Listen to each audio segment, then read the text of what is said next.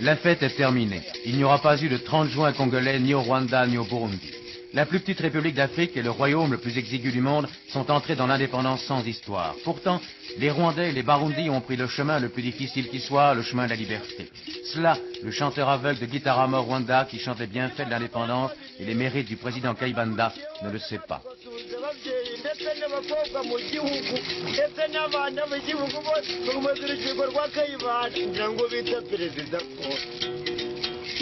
Les chiffres sont impitoyables. Dans 20 ans, la population du Rwanda et du Burundi aura doublé, 10 millions d'habitants qu'il sera impossible de nourrir sur un territoire grand comme une fois et demie la Belgique. Pays essentiellement agricole, le Rwanda et le Burundi dépendent d'une seule culture, le café, d'un seul client, les États-Unis. Mais déjà, la production du café est tombée cette année de 35 000 à 20 000 tonnes. Le déficit budgétaire est permanent. Sans le demi-milliard de francs versés chaque année par la Belgique, c'est la faillite. À cela s'ajoute au Rwanda un problème intérieur non négligeable, le fameux terrorisme Tutsi, les Inyenzi, les cancrelats comme ils se nomment, qui cherchent par la violence à reconquérir le pouvoir, à briser la révolution paysanne Hutu et à assassiner son leader, le président de la République, Grégoire Kayibanda. Que faut-il penser, selon vous, des Inyenzi, des terroristes Tutsis? Est-ce que cela représente une force suffisante ou bien est-ce qu'une réaction désespérée de certains exilés Tutsis? C'est plutôt une réaction de quelques aventuriers qui se servent d'une certaine jeunesse plutôt de bandits. C'est donc plutôt un problème de réduire le banditisme. Et d'ailleurs, depuis que vous-même vous avez circulé dans le pays, je ne sais pas si vous avez pu rencontrer ces terroristes Inyenzi. Le fait que vous trouvez dans une région comme celle-ci vous montre que le problème n'est pas spécialement important.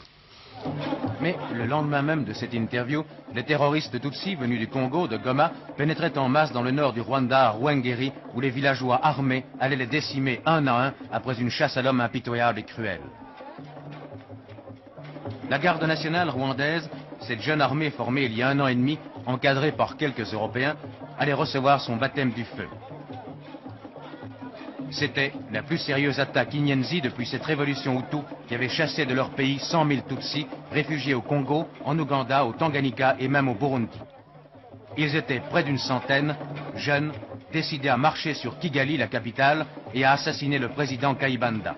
L'attaque allait échouer. Voici les premiers prisonniers Inyenzi. Vous entendrez leur témoignage.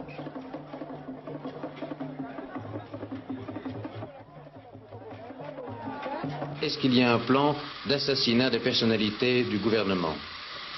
Mbese ubu ngubu mutekereza kugira ngo mwice abantu bose b'abantu babakuru, mbese ushobora kugira ngo mushobora kugica mwarabitekereje? Kuri je ntabwo nshobora kugira ngo mbice, ariko abakuru bo babishaka hari. On doit tuer tout le monde. Tous diront nous avons été enrôlés de force, mais ce tatouage sur le bras qui guérit le nom du moine exilé est un aveu. Pour la première fois, des documents et un butin de guerre important ont été saisis. Appareils photographiques soviétiques, divers ouvrages de propagande en provenance des pays de l'Est, et même un manuel d'astrologie dans lequel les Inyenzi auraient dû lire leur défaite.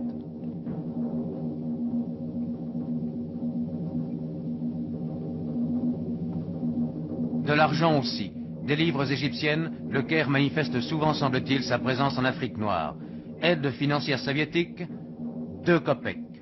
Bilan de cette opération, 35 Inyenzi tués, 25 prisonniers. Écoutons encore le témoignage d'un Inyenzi capturé à l'aube, il a 20 ans. Pourquoi êtes-vous Inyenzi? J'étais posé par les autres. Donc vous affirmez que vous n'êtes pas Inyenzi? Non, non. Vous êtes Tutsi? Si, je le suis. Unariste? Si. Et maintenant, est-ce que vous avez peur? De quoi? De la population, du jugement, peur d'être tué? Si c'est la mort, je dois mourir. Si ce n'est pas la mort, enfin... Qu'est-ce qui va vous arriver maintenant? Quoi? Qu'est-ce que vous allez devenir maintenant? Moi? Peut-être un prisonnier ou un mort ou comme ça. Vous n'avez pas peur de mourir? Tout le monde meurt. Vous étiez obligé de venir avec les Inyenzi? Si. On vous a menacé? Si. Qu'est-ce qu'on vous a dit? De venir. Enfin, On m'a dit que je suis obligé de venir. Ils étaient arrêtés avec leurs 4 fusils. Et que voulaient-ils faire? Tuer la population? Tuer les gens de Kigali, je ne sais pas vous dire si c'est terre ou terre.